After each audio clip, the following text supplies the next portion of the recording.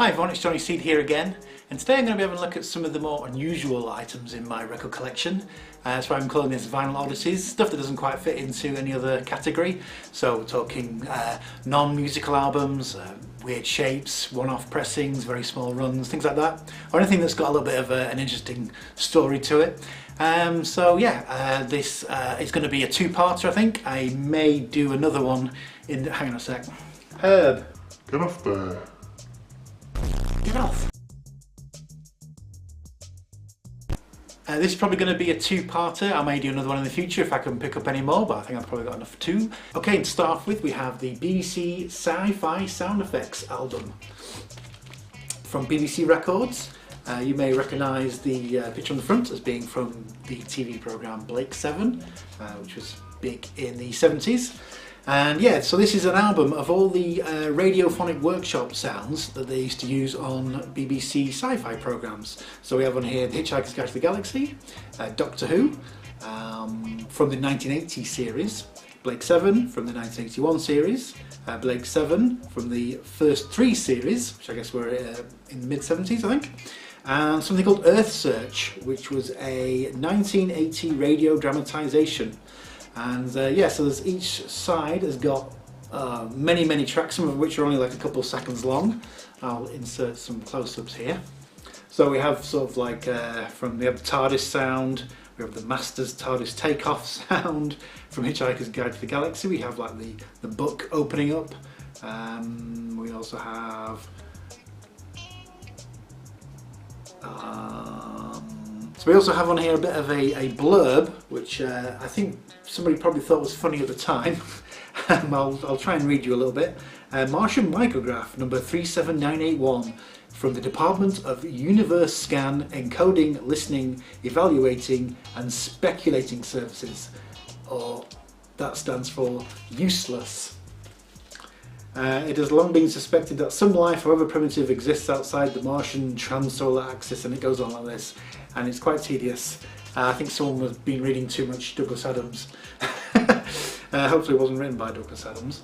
So it also says in here, no sci-fi film, TV or radio series can be complete unless it has its own unique and ample assemblage of way out intergalactic sound effects.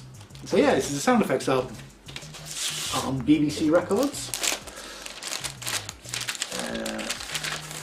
We have the BBC Records logo.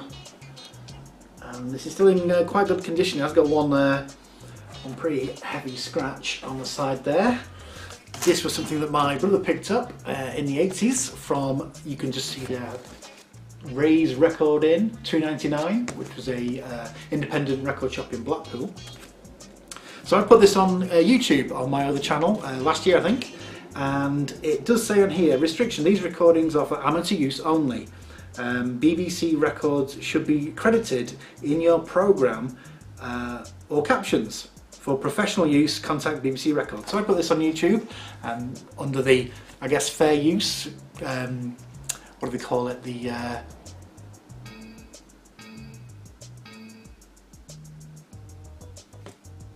what do they call it? Which I'd imagine would also come under Creative Commons. And so far it's been fine. I've not had anything from the BBC saying, oh, take that down. But I did get someone trying to copyright claim the thing, which I thought was unusual.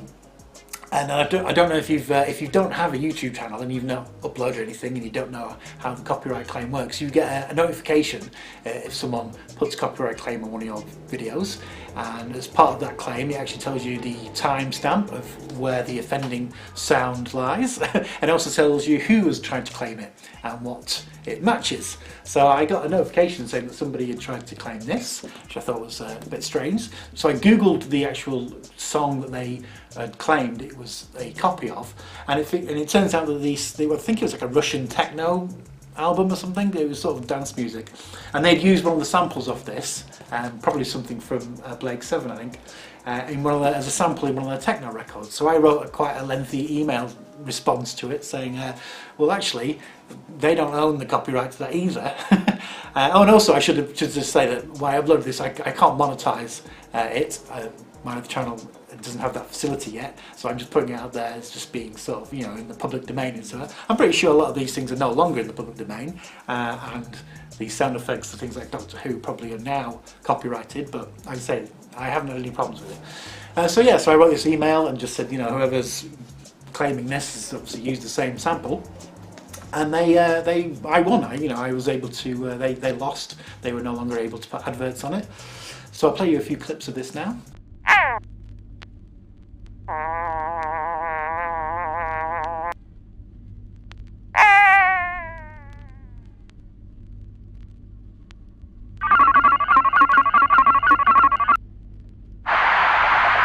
Okay, and in a similar vein, we have the super sound stereo effects, that's hard to say, for film, video and dia shows. I don't know what a dia show is. If anybody knows what a dia show is, please let me know. Dia show is German for slideshow. This is another record that my brother picked up in the 80s. He had a period of making his own little sort of animated films on 8mm, and I think he probably got this for one of those projects. But look at the cool stuff on the front. We've got a camera, it looks like an editing suite, a cassette deck, a still camera, a couple of still cameras, a slide projector, microphone, record player, headphones, and another projector. So yeah, look at all that stuff you needed to make a little film back in the 80s, and you can do it all on your phone now. Yeah, so this is split into different, it's gatefold, I should say. The inside. And it's split into different sort of types of sound effects. So side one we have weather, then we have sea and water, aeroplanes, trains, cars and traffic. And then on side three, animals at the farm, birds, tropical animals, sounds around the house, so we have doorbells, creaking doors, etc. Side four has more sounds around the house. We have workshop, factory and hobby, shooting, applause, and music from Spain, Italy, France, Bavaria, Austria and Ireland. So if you actually listen to this, if you put this on and listen to it, each of the tracks are like 10 to 30 seconds or a minute long. It just makes for quite an avant-garde sort of experimental music kind of experience. And you would have the label. This is on MCR Records. There we are. MCR Records from 1984. And yeah, so this is meant to be for film, video and dia shows, that's the purpose for it, but it does have a copyright notice on it. It says all rights to the manufacturer and the owner of this record, work reserved, unauthorised copying, lending and hiring and public performance, diffusion and or broadcast of this record is prohibited. So I don't know how that's going to work. I guess you can only use this for your film, video and dia shows if you're just going to watch them yourself. Okay, next we have another non-music spoken word album. This is a bit of a historical one. This is Journey into Space. It is a souvenir recording of Colonel John Glenn's historic flight of the 20th of February 1962. So I think this was the first American in space, John Glenn, I seem to recall. This was aboard the Friendship 7. So this is basically like a radio broadcast, like a news broadcast of the actual flight, and there's some, you can hear bits of the radio from Cape Canaveral, I think, and NASA, although I don't think it was NASA then, was it? I'm sure someone will remind me, what was it, the jet, oh, I'm just making this up now, I guess it was the Navy, so I'm sure somebody out there would be able to correct me on that. This is a World Record Club record. Yeah, this reminds me of, have you ever seen the film The Time Machine? Where he discovers the speaking discs of the future, and they seem to and they tell him the fate of the Earth. When you listen to this, that's what it reminds me of. These are the talking rings? Yes. They speak. Of what? Things no one here understands. Make it talk.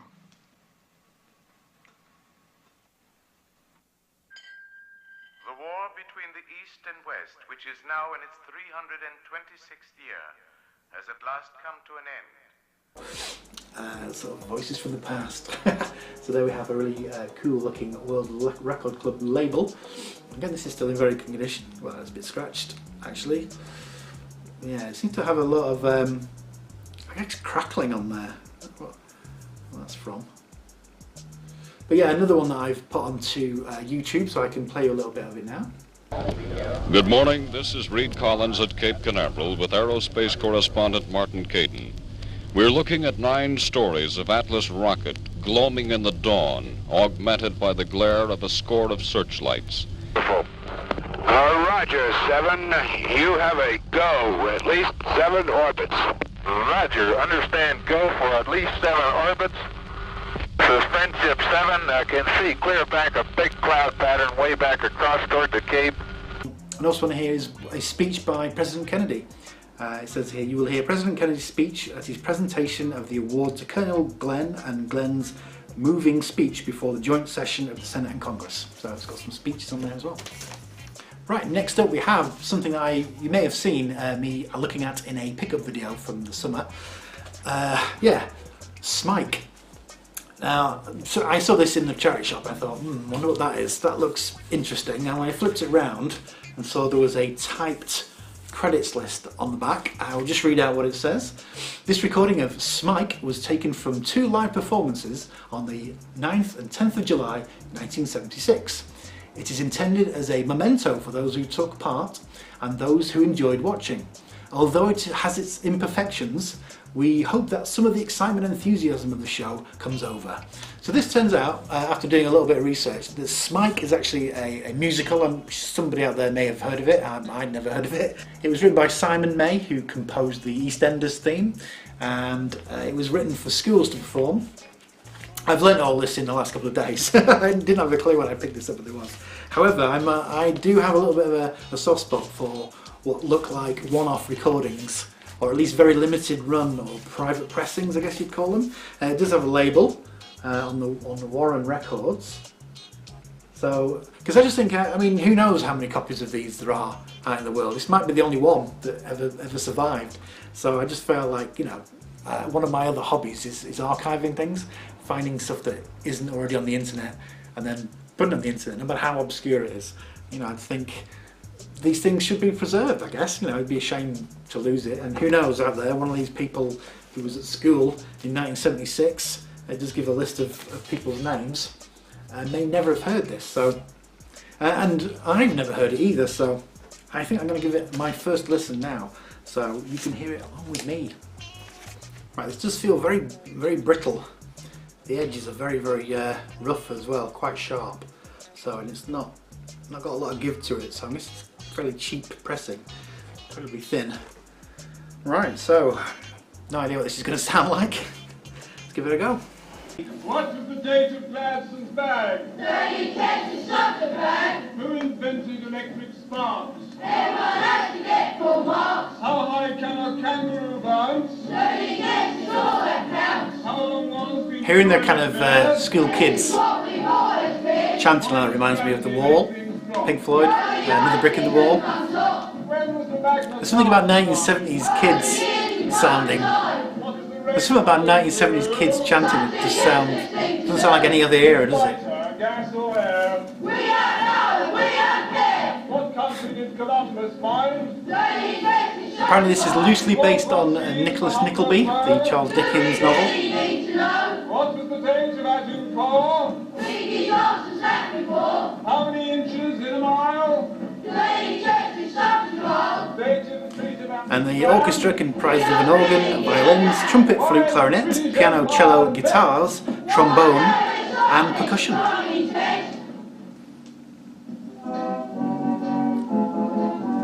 I've gone through the names. It doesn't look like anyone famous was in this. That's just a shame, isn't it? Like somebody like really who went on to become really big in a band, maybe in the 90s.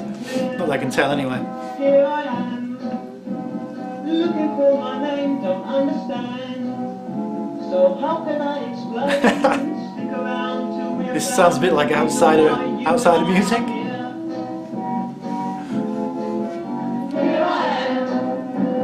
Yeah, so I had no idea what Smike was. At first I thought this might have been a kind of just a one-off thing, you know, but it turns out it's quite a popular thing for schools to put on, and they're still doing it today. If you think you're gonna bet something to me, then go ahead and sing. I've missed you and I'm going now, has got you following. Oh, I can there's something in here. Ah, right, okay. I absolutely did not know this was in there. Looks like a programme of the night. Ah, 10 pence.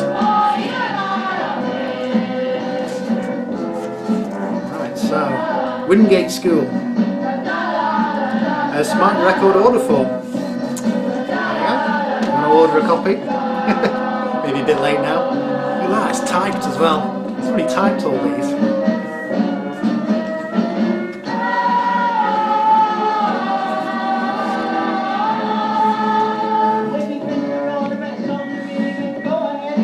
Okay, it says, welcome to the third Wingate musical. We are keeping up our pattern of presenting good, lively musical shows. Oliver in 1974, Half a Sixpence in 1975, and presenting Smike. Smike is a musical freely based on the story of Nicholas Nickleby. First performed in 1973 at Kingston Grammar School. An LP of the BBC TV version of Smike is available on Pi Records, and we hope to produce a record of our own version, which will be available at about £2.30. So, yeah, bargain. They had, you know, ambition there, didn't they? They weren't just putting on a show. They were going to make a record as well. Well, have you ever heard of Smike? Have you ever been in a production of Smike? Did you ever attend Wingate School in 1976? Okay, so that was my first instalment of my Vinyl Oddities mini-series, I guess you'll call it. Like I say, there'll probably be another one. Do you have any one-off records? Do you have anything that's like unique that wasn't actually on general release? If so, let me know. Okay, thank you very much for watching, and I'll see you next time.